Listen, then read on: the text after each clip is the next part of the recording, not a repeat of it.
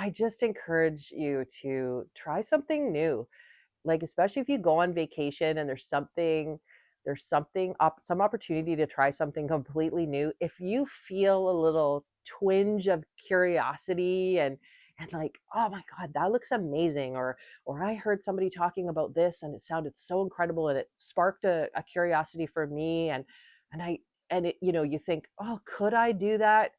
For me, it was seeing other women do the sport. And yeah, I feel like you're never too old, or it's never too late. You may have physical challenges, and then you just break it down and do what you can. But I am just in the glow of several days of amazing wind and sun and friends on the water and hooting and hollering and wiping out and falling in. And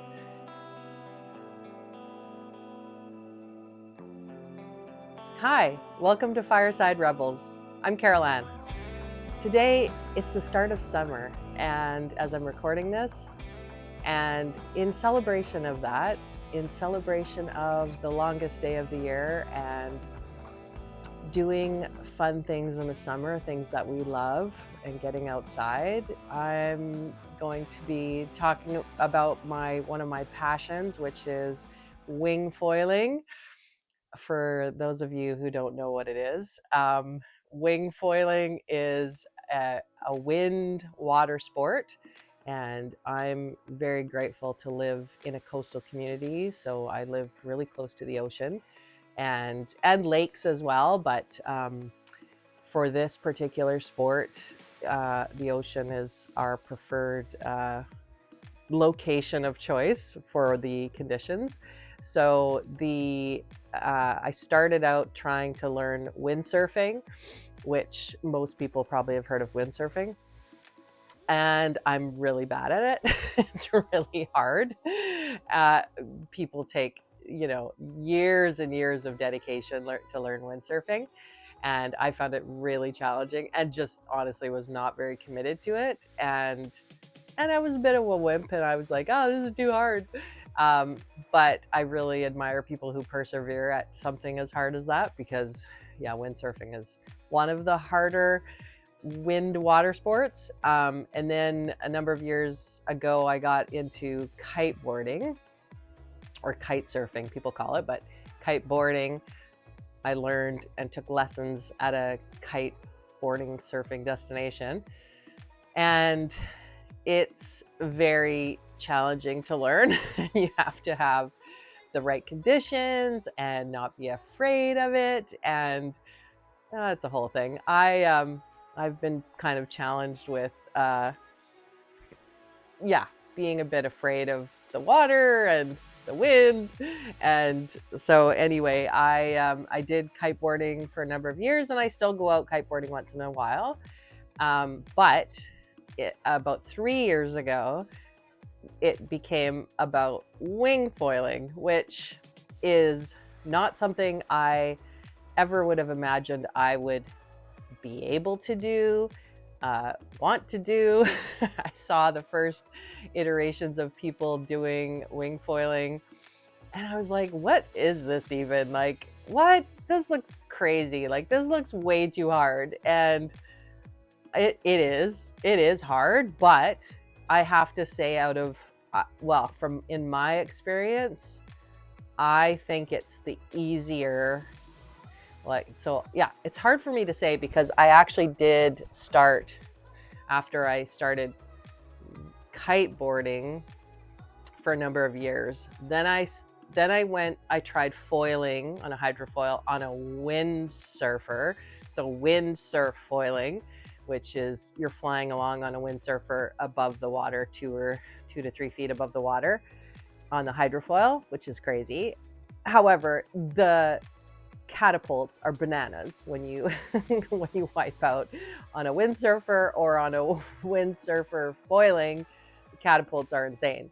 And yeah, it was a lot, and uphauling the sail is a lot. And anyway, but the wing foiling, you are still foiling above the water, like 3-ish feet, almost 3 feet above the water on your surfboard. So it is the closest thing I can imagine to feeling like I'm flying and surfing at the same time.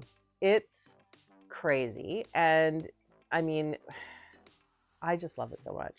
It is so freeing. I just found a video actually of a woman who's 76 and is wingfoiling in, she lives on Maui. So she's got great access to like the trade winds in Hawaii. Like, yeah, she's got like epic conditions there. So, but she's 76 and she's still wingfoiling, and she just started a few years ago. So it's pretty, once you get over that initial learning curve, which is quite shockingly hard and challenging, learning how to, you know, you're overthinking everything, balancing on the board, trying to figure out the wing, how to hang on to the wing.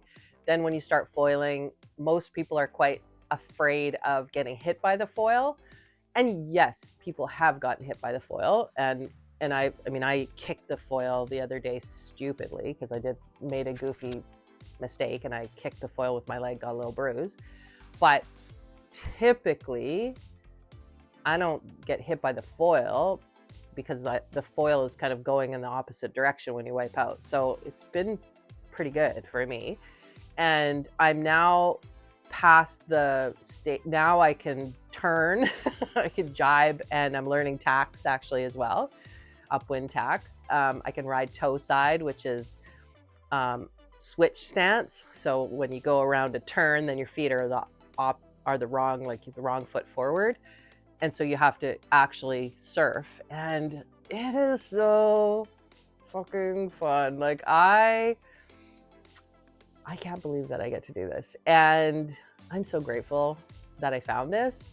And the reason I wanted to talk about it today is just to encourage you that it is never too late to learn new shit, because I learned, like, this is going into my 3rd summer. No, not even. Last summer I think is my first full summer. I'm pretty sure. Losing track of time. I feel like the summer, I don't know. Anyway, it's been a few summers of me learning, and a lot of time like just coasting along the water. Like some people start on a stand-up paddleboard or some kind of big floaty board, and just to get the sensation of the wing. And but once you start foiling, there's nothing like that feeling, and it's very zen feeling. It's very, like, in terms of like de-exciting your nervous system, something like wing foiling or other like physical activities in nature, or any kind of activity that you feel very passionate about, or you're learning and you're trying really hard and you're very focused and in the moment, will really take you out of yourself and take you away from that stress that you're feeling, which is so crucial in today's world, today's dynamics. And I think that's part of the draw for me is getting me outside on the ocean. I absolutely love being on and in the ocean now with this sport. I lived on a sailboat for a number of years and another boat, and ran a dive boat for a summer, and I was a wharfinger. And I mean, I grew up around the ocean, but I always had a bit of fear of the ocean, and one should have a fear of the ocean because it can be very treacherous when it wants to be. And so you need to be smart around the ocean for sure, and careful. But with this sport, I'm able to read the wind a lot better, and I'm always geeking out over all the different meteorological forecast models and trying to determine when the best wind is going to come in. And we've been so lucky to have so many weekends in May and June so far this year of great, perfect northwesterly winds. So I just want to encourage that, like, this is something that I never thought I would be able to do. And it still kind of blows my mind that I'm even as good as I am, that I'm rocking my jibes and turns and I'm learning tacks, and I'm just like, yeah, I'm doing way better than I ever imagined I would. And partly I think it helped that I didn't have very high expectations of myself. I was a little bit, not down on myself, but I was a little bit like, oh, I haven't done the greatest in kiteboarding or windsurfing in the past.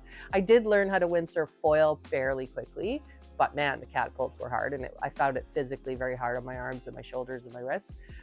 Whereas this is just a lot more floaty and flighty, and yes, and I'm exhausted after I go for a 2 to 3 hour wingfoil session, because I'm just like rocking it out there the whole time and I don't want to take any breaks. And I wear a water pack so I don't have to come in, and I can just drink water while I'm out there. But I just encourage you to try something new. Like, especially if you go on vacation and there's some opportunity to try something completely new. If you feel a little twinge of curiosity and like, oh my God, that looks amazing, or I heard somebody talking about this and it sounded so incredible, and it sparked a curiosity for me, and it, you know, you think, oh, could I do that? For me, it was seeing other women do the sport, probably mostly on YouTube, and at a couple of wind destinations. I saw women doing wingfoiling and kite surfing, and it was seeing other women being able to do this, and women and couples older than myself as well, like men and women older than me, going, okay, well, if they're in their 70s and they're still doing this, like maybe it's not too late for me to learn. When I was in my 40s, I was feeling like it's already too late for me to learn how to kiteboard, and it's like, no, it's not really. And now I'm 57, and I just learned a couple years ago how to started wingfoiling. And yeah, I feel like you're never too old, or it's never too late. You may have physical challenges, and then you just break it down and do what you can. But I am just in the glow of several days of amazing wind and sun and friends on the water and hooting and hollering and wiping out and falling in, and it has just been so joyful. And I mean, it really helped me and some of my close friends get through COVID lockdown, because we were able to, when the wind would blow, even during COVID lockdown, we were able to get out and go kiteboarding, and kept our distance on the beach, and it was unreal. Like, these sports have really kind of helped me maintain my mental health, and it's definitely now wingfoiling is my mental health savior. I don't know what I would do without it. I start to get pretty bummed out if it's like,